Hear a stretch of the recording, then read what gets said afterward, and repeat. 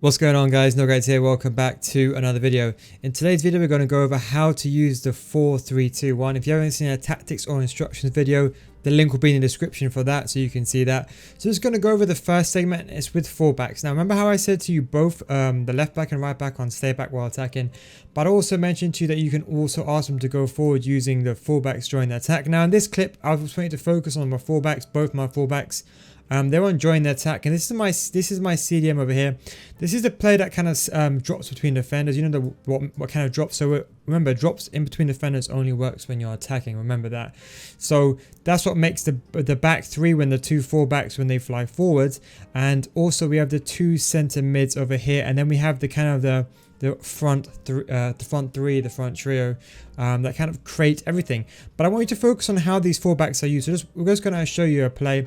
One thing I'll say is when you have the ball, and let's say your opponent is using overload the ball side, as you can see my opponent is very contracted in this case. In this middle of the middle corridor, you know, the ball's in the middle of the pitch. Make use of the fullbacks. I always tend to always pass back to the fullbacks. Try to always look for an opening with the fullbacks. The key thing is with your center mids, whenever you have the ball with these two players, if you ever find yourself in a difficult situation, you don't know, for example, who to pass to, always look for the fullback, especially if they're enjoying the attack on attacking fullbacks deep tactic, which we'll get onto in a second.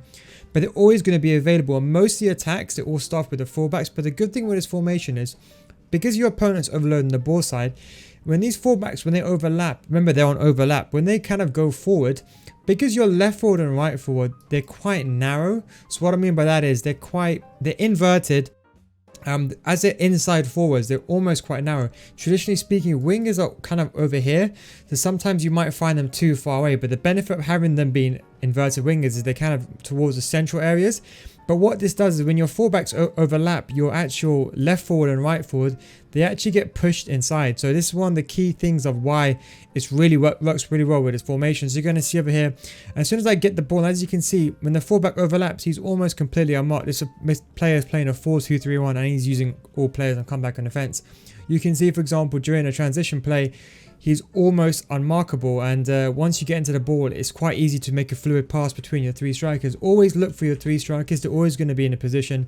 Remember, as I said to you, they're like, you can almost play like the triangle between them. They're all very good, very kind of close inside the box. So always look for the pass. And if you ever struggle, remember, you're always going to have your left center mid and right center mid running in deep inside the box. And don't forget as well, your left center back and right center back. And then you have your center mid that's on drop between defenders, acting as the back three. So even if you do lose the ball, you have your players in a place so you don't get counter-attacked. In this situation, I end up scoring a goal, but it's just a very simple example.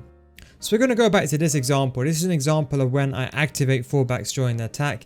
As you can see, it's like a back five. Remember, when you're attacking, it almost becomes like a back five. Another thing I forgot to mention, another reason why I like drop between defenders as well is these wingers, they kind of become more forward. The reason why is if this play didn't exist, the basic left center mid and right center mid, they were kind of tucked inside to cover the area, and so were the fullbacks. But when you have the drop between defenders, you have this kind of thing where the fullbacks become just a bit more advanced, a bit more forward.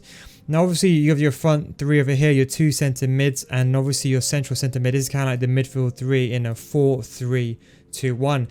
So obviously you got your CDM on drop between defenders, or your center mid in this case. So what I do is to activate the fullbacks to join the attack. Remember, these two fullbacks, remember, they are both always on stay back while attacking. If you want them to go forward, you have to press up on the D-pad, and then as you can see on the bottom of the screen, then you press left. You want to activate this one, attacking fullbacks. Now the question I get asked a lot is attacking fullbacks.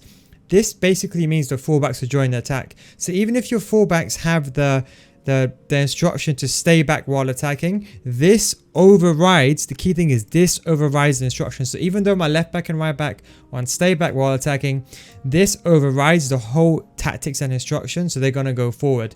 And remember, it's like it's like a light switch, like an on-off switch. So you can turn it on and they go forward, you turn it off, they come back. So it's very reactive, happens instantaneously. As you can see, as soon as I turn it on, it goes green. You can see both left back and right back, they start advancing forward. Now this is obviously really good to break down your opponents, especially if you, for example, in this clip using overload the ball side.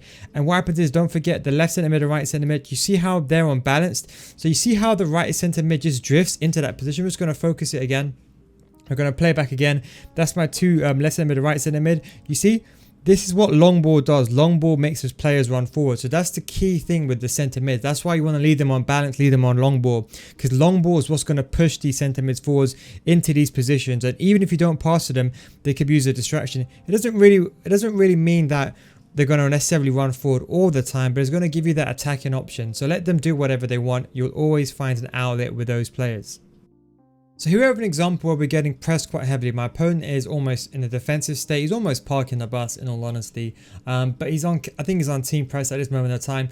As you can see, I'm getting pressed quite a lot, but I want you to mainly focus on the two players, and that is the left centre mid and right centre mid. So the left centre mid and right centre mid are here.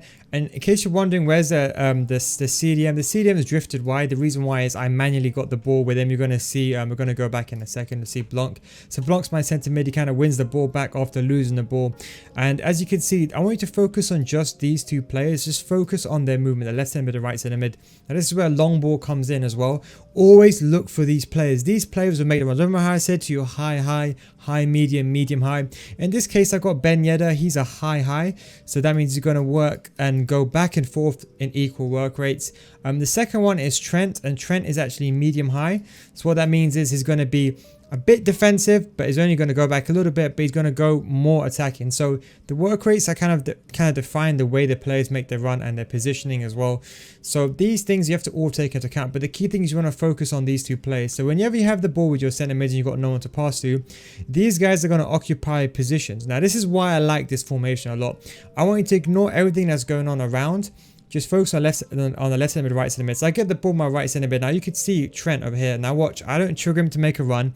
I pass the ball immediately to my striker. And I remember how I said the way the kind of your left forward and right forward are, they're positioned quite close. So you can always do a quick 1-2. So in this case, I get the ball messy.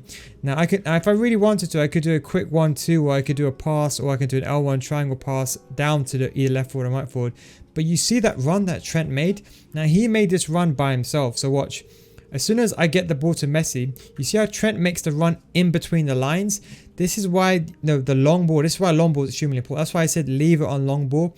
With long ball, these centre mids attempt to make runs going forward. So it's kind of like a getting behind option for a striker, except for you can't do it for like a centre mid. So the long ball is basically almost like a getting behind option for the left centre mid or right centre mid. They make these darting runs forward. So when you find them, they almost always go through. And that's what surprises your opponent. That's what really makes this formation stand out the most. Especially when someone's parking the bus, they're not really thinking right, they're not defending correctly. These left centre mids and right centre mids, they will exploit the space. As I showed you in the previous clip, how they occupy positions. They're very smart. Obviously, try to get players with good attack positioning. You're going to see better runs. If you get players with like high attack positioning, they're going to do better. But it's just an example of why the left centre mid and right centre mid are extremely important, and why I said it's important to leave these guys on balanced or on get forward. Do not leave them on stay back while attacking. Now this is a situation where your opponent's parking the bus, and sometimes you might defensively lose the ball.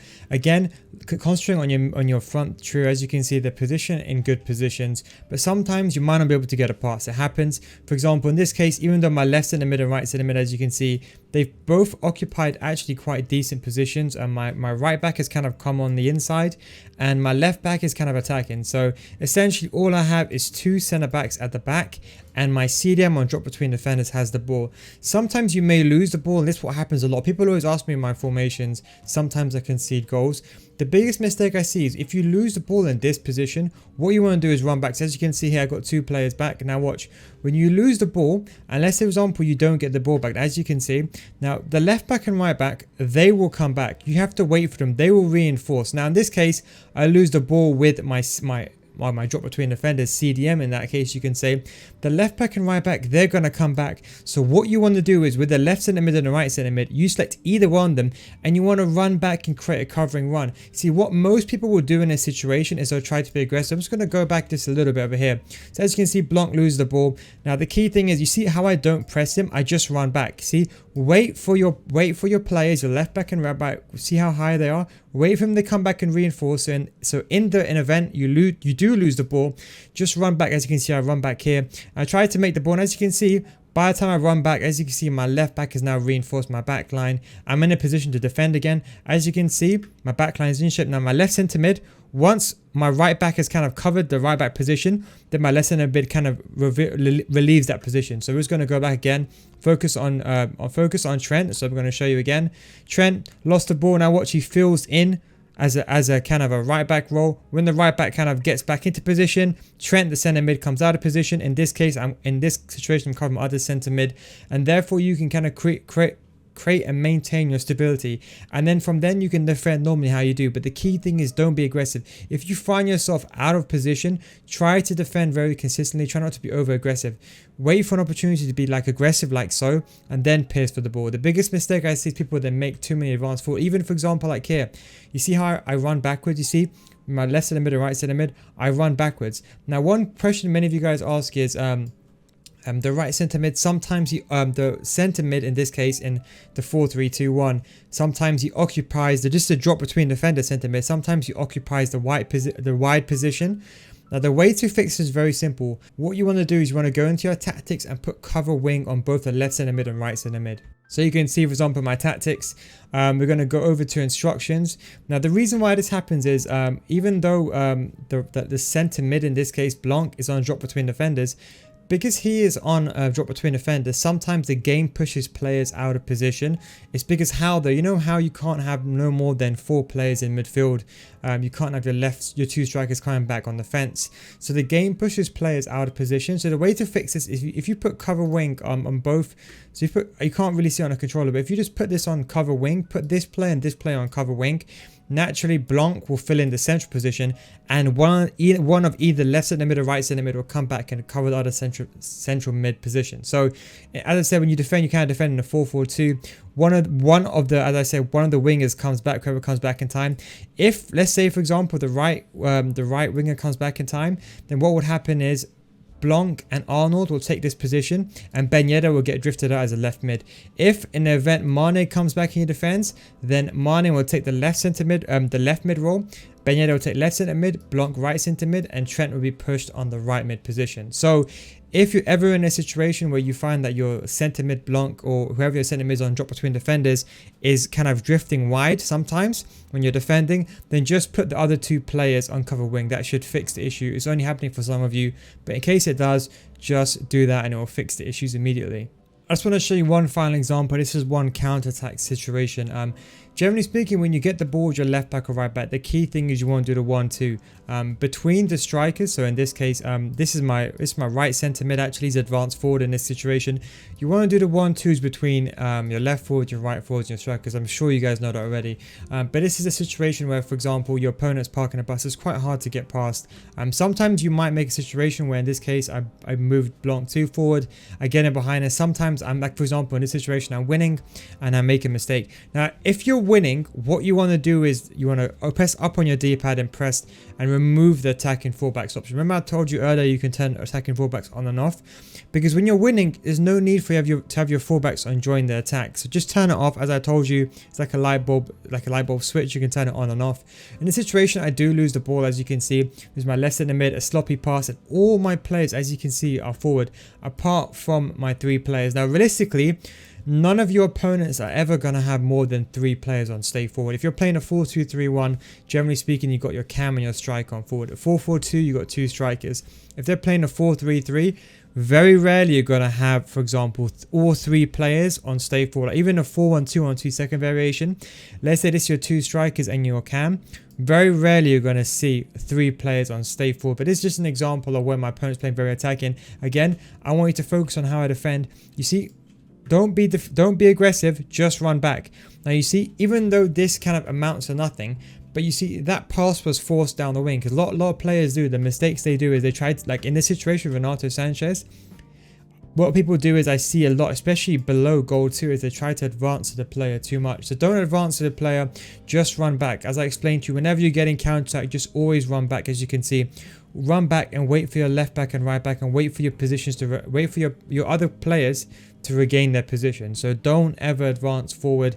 Whenever you get counter-attack, just run back. As I said, it's a really good formation. I hope you enjoyed the video anyway, because I thought I would go over some of the questions that you guys asked. Hope you enjoyed the video. Also, don't forget If you do want to follow me on Twitch, twitch.tv/NealGuides, the link will be in the description. I stream obviously every weekend league. By the time this video is going live, we'll be playing with a 30k team in the FUT Champions. Hopefully going to get Elite 3 live on stream for you all. But anyway guys, thank you very much for watching. Take it easy, have a wonderful weekend. And if you have any other further questions, of course, do let me know in the comment section down below. Take it easy boys, and I'll catch you in the next one. Peace out.